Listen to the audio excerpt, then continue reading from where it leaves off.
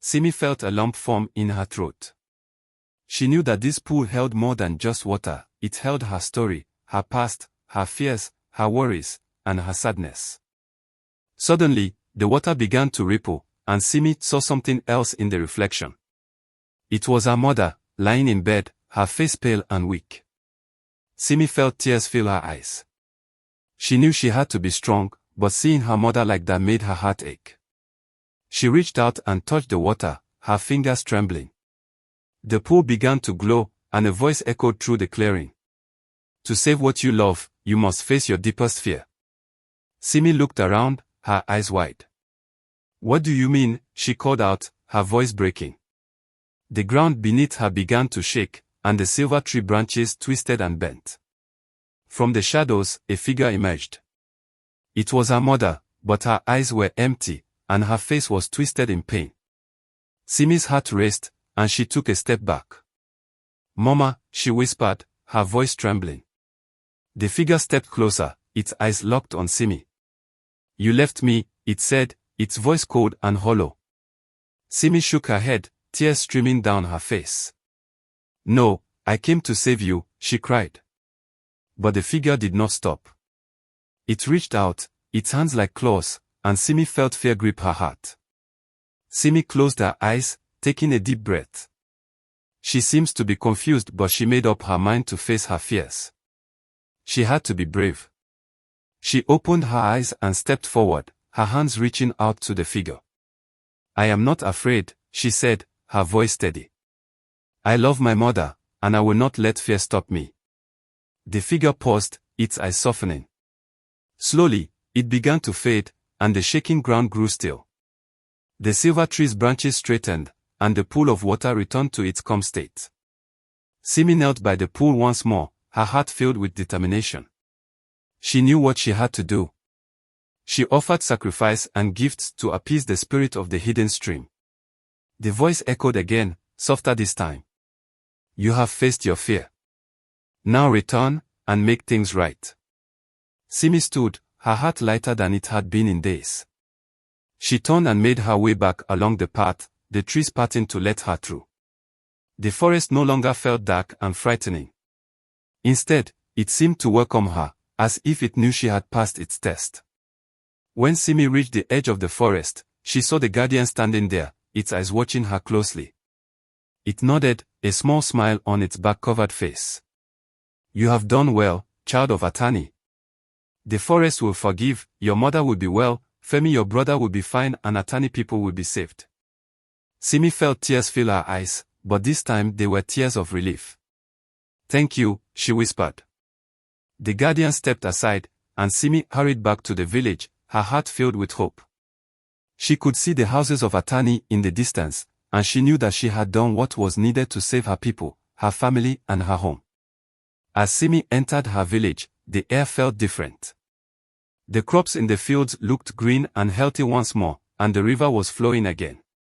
The villagers were smiling, their faces filled with joy and relief. Simi ran to her home, her heart pounding with excitement. When she entered the house, she saw her mother sitting up, her face no longer pale. Femi was by her side, she was then filled with happiness. Simi felt her heart swell with happiness. She had done it. She had faced her fears and saved her family and her people. But deep down, Simi knew that the forest was still watching.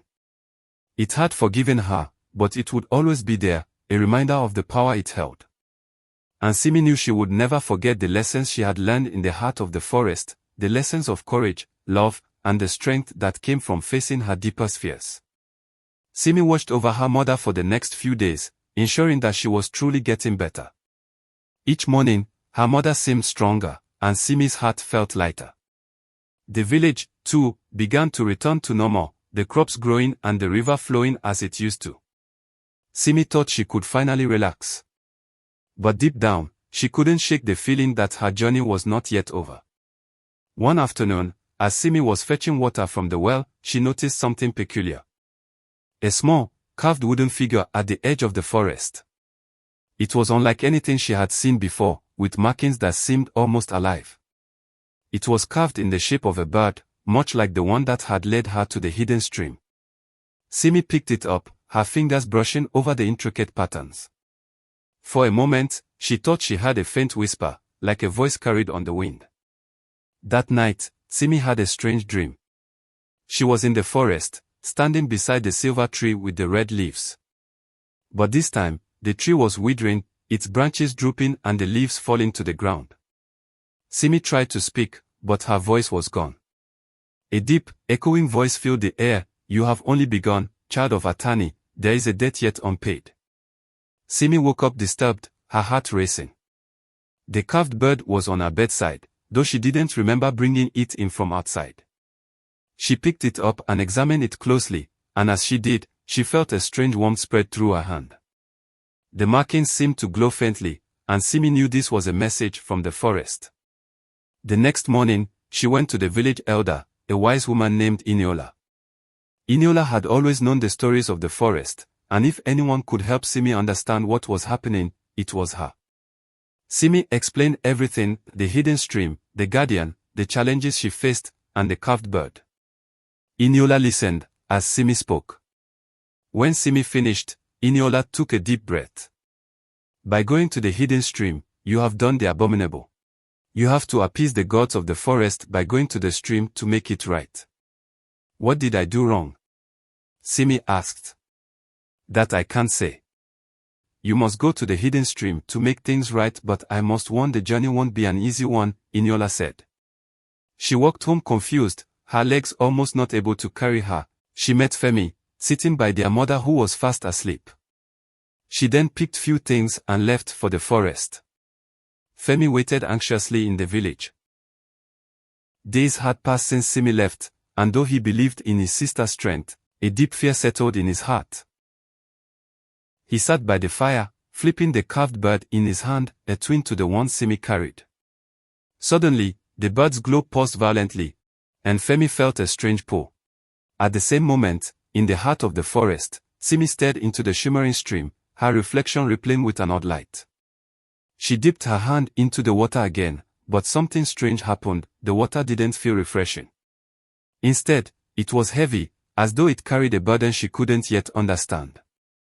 The glowing bird in her hand trembled, and suddenly a booming voice echoed through the forest, making the leaves shake. You think you know the truth, child, but you only know a half-tale. Simi jumped back, her heart racing. Before her, the stream began to spin, rising up into the shape of a figure, a woman wrapped in flowing water, her eyes shining like stars. Simi's breath caught in her throat.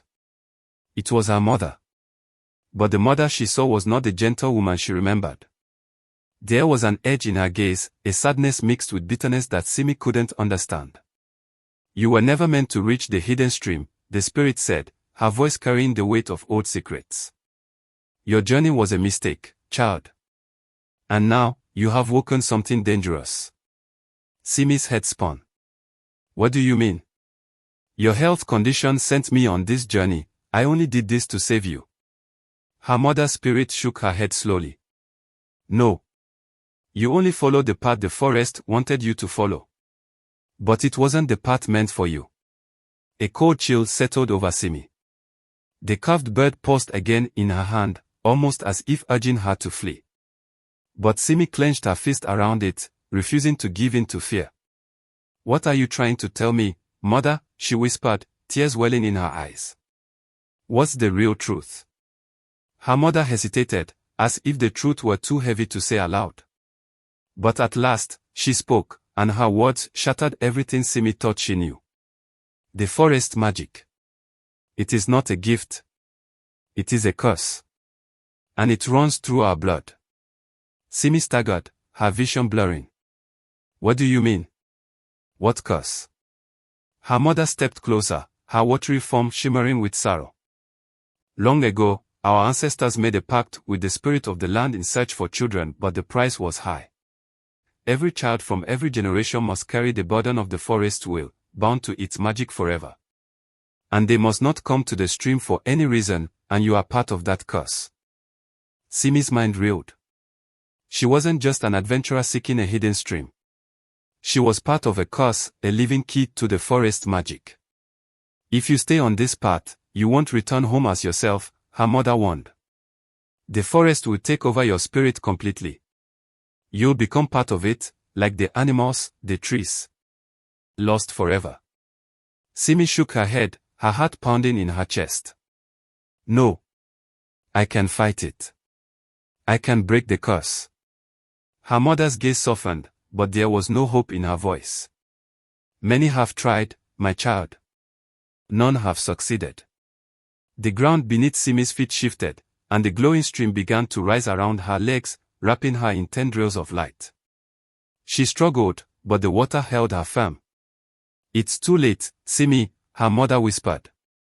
The forest knows you're here. It will not let you go. Suddenly, the ground beneath Simi gave way, and she was pulled into the stream's depths. Water filled her lungs as she was dragged deeper and deeper into the glowing current. Just when she thought she would drown, the stream spat her out onto a forest floor far from where she had been. She coughed violently, gasping for breath. When she looked up, she found herself surrounded, not by trees, but by strange stone pillars, each one covered in carvings of animals and ancient symbols. And in the center of the clearing stood Femi. Simi's heart leaped. Femi. How did you find me? But Femi's expression was grim. He held up his own glowing bird, and Simi noticed that it vibrated in sync with hers. I waited for days for your return, mother's condition getting worse. While I was in between this, I saw this carved bird that prompted me to come look for you. Simi stood slowly, her eyes locked on her brother. What do you mean? Femi's grip on the carved bird tightened. The forest didn't just curse you, Simi. It cursed both of us. We are bound to it together. Simi's knees nearly gave out. No. That can't be true. It is, Femi said, his voice filled with sorrow. The curse only manifests and works when a child born of the curse goes to the hidden stream. Simi's mind whirled. All this time, she thought she was fighting alone. But Femi had been part of the curse too, and neither of them could escape without the other. There has to be a way to break this, Simi said desperately. There has to be. Femi nodded slowly. There is, but it's not what you think. Before Simi could ask what he meant, the ground trembled beneath them. The stone pillars began to glow with a weird light, and from the shadows emerged the spirit of the forest, a creature of pure magic, its form shifting between animal and human. You have found each other at last, the spirit said in a voice that echoed through the clearing. Now, you must choose, one of you will stay, and the other will go free. But only one. Simi's heart stopped. No. We can't. Choose, the spirit demanded, its voice booming like thunder. Or both of you will remain, bound to the forest for eternity. Simi turned to Femi, her eyes wide with fear. We can't do this. We can't leave each other. Femi's expression was unreadable. Simi. If one of us has to stay, it should be me. No. Simi cried, tears streaming down her face. We'll find another way. We'll fight. But the spirit's laughter filled the clearing, cold and unforgiving. There is no other way. The light from the stone pillars grew brighter, and the forest seemed to close in around them. Time was running out, and Simi knew that if they didn't make a choice soon, they would both be lost forever. Her mind raced, her heart aching. How could she choose between saving herself and saving her brother? How could she leave Femi behind? But how could she let them both be consumed by the curse? And then, in a moment of clarity, Simi realized the truth. We won't choose, she whispered, gripping Femi's hand tightly. We fight together. Femi's eyes met hers, and for the first time, there was hope. Together. The spirit roared in fury as the siblings stood side by side, their glowing birds pulsing with power. The stone pillars cracked, and the forest trembled with rage. But Simi and Femi stood firm, their hands clasped, ready to face whatever came next, together. Thank you for watching. Please don't forget to subscribe and turn on the notification bell to stay tuned for our upcoming releases. We would be dropping new videos on this channel regularly.